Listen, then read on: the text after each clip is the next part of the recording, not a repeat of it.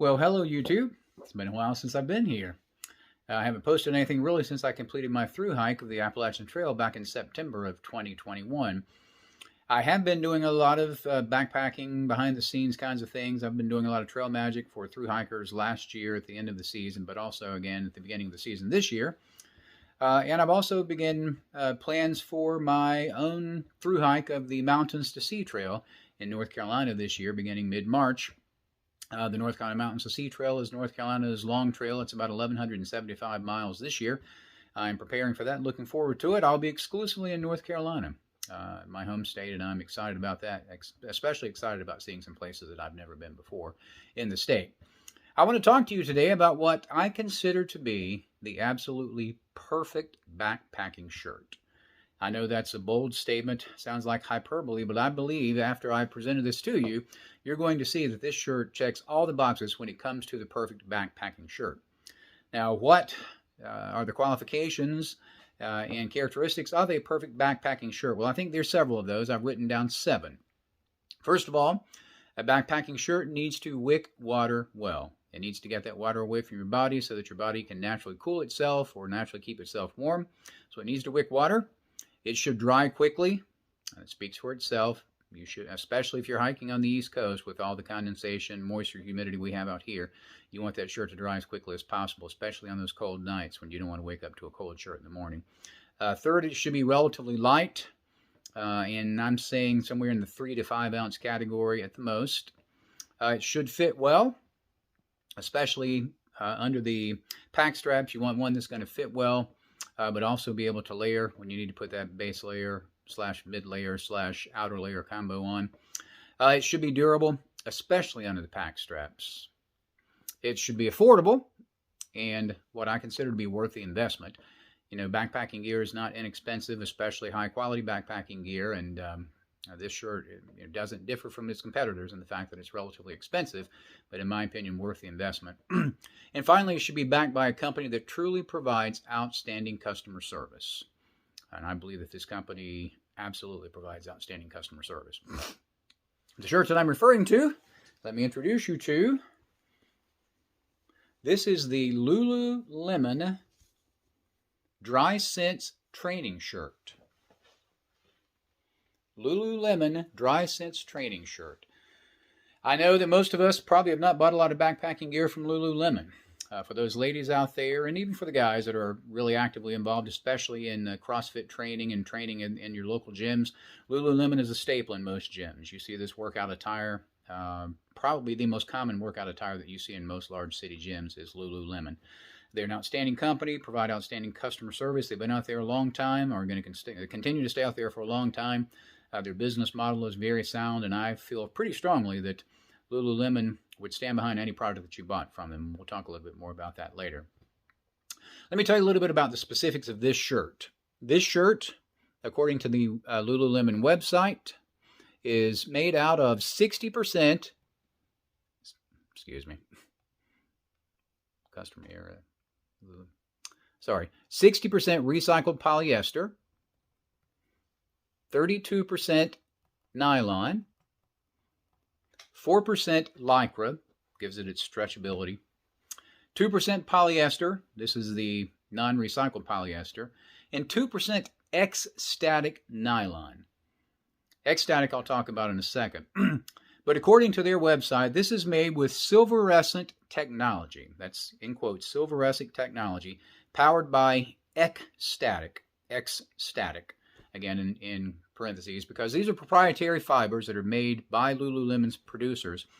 And also, it's made with what they call no-stink zinc, which is essentially zinc-covered fibers and threads that are woven throughout this fabric, along with some pure silver threads that basically break down the microbes that create odors from sweat, which means they are virtually stink-proof. I know that sounds, again, like hyperbole, but I'll tell you about my experience on the Appalachian Trail. It wicks sweat, just like all base layers, dries very quickly. It's currently priced at somewhere between $58 and $68 on the Lululemon website, depending upon the size and the color. Mine is a large. This was a reddish orange color, and they have 10, probably close to 10 colors. But let me tell you about my experience. I hiked the Appalachian Trail.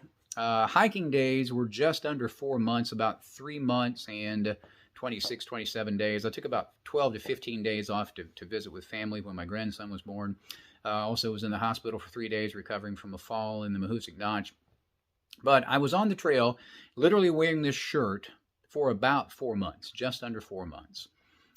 Virtually every day. I can't remember a day that I didn't wear it unless I was in town and had a town shirt on and I was washing this or something. But this shirt was on my body almost every single day. And I can tell you that after having worn this thing every day, especially during the really warm summer months, especially from mid-Virginia through about the mid-northern Atlantic states, New Jersey, and even into southern New York, it was really hot. We had some brutally hot days, hot and humid days, mid-90s, especially in Pennsylvania. Pennsylvania was the worst. But this shirt would, like any other shirt, it would sweat up. It would be wringing wet throughout the day. It will have, like every other shirt, wouldn't have dried because I'm just producing sweat all day. But I would get into camp, take this shirt off, throw my sleep shirt on, and within a couple of 3 hours, it wouldn't dry completely, but it would be noticeably drier. And even more importantly, after wearing this shirt for 3, 4, 5 days between towns, I never once, at least I didn't, detect any noticeable hiker funk smell from this shirt. I've worn all sorts of base layers, over my experience hiking, from polyester to even treated cottons to merino wool. And at some time or another, all of those fabrics are going to emit a certain odor.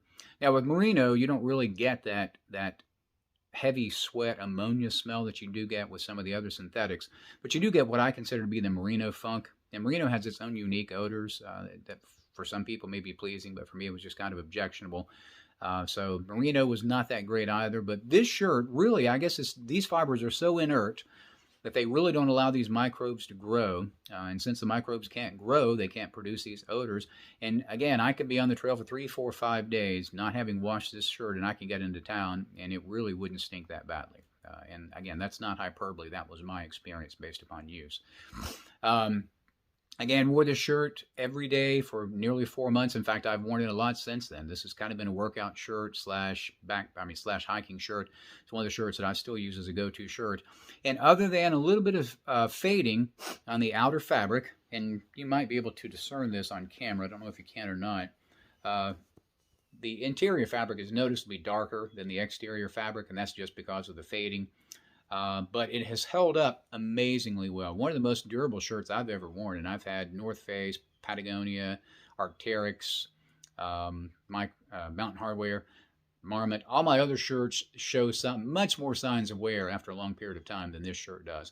You'll notice especially where the straps come across my shoulders, really no signs of wear there whatsoever. The only signs of damage whatsoever are on the right sleeve, and those couple of little tears there were created actually when I brushed against some really harsh brush in the White Mountains of New Hampshire.